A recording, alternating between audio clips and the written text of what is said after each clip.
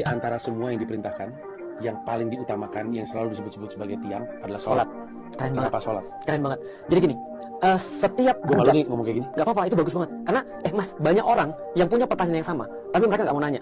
Makanya ada sebuah peribahasa Cina mengatakan, Sung Shang Sung, oh, bukan. Kaget juga gue, masih ada Cina nih gue lihat. Ada peribahasa Cina mengatakan, siapapun yang malu bertanya untuk 5 menit, maka dia akan malu seumur hidupnya. Jadi kebanyakan kita tuh justru mereka bahkan nggak punya jawaban atas kenapa mereka harus bertanya. Nah, termasuk pertanyaan kayak gini, ini penting banget. Kalau sederhana begini, kalau aku secara pribadi ya, setiap budak itu harus punya sesuatu yang menandakan bahwa dia itu budak. Dan bahwasanya Allah itu adalah majikan. Jadi contoh ya, kalau mas hire seorang karyawan, maka dia hanya menjadi karyawan mas kalau mas kasih tugas kepada dia.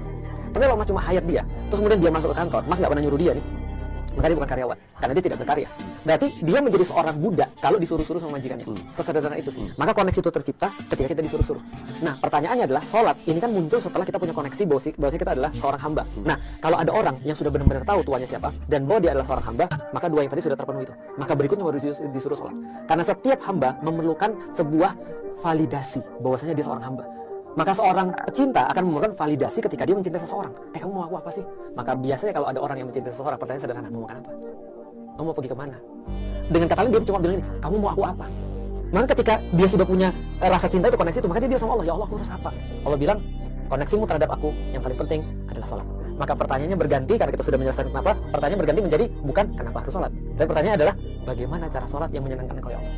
Nah, itu, jadi pertanyaan berganti itu karena udah selesai kenapanya di sini. Nah, jadi meyakini ayat-ayat Allah atau membaca ayat-ayat Allah adalah membuat orang yakin bahwa Allah tuh di sini nih, posisinya bos. Dan juga membuat kita humble down, ini maksudnya adalah mensucikan diri kita. Sama kayak gini mas.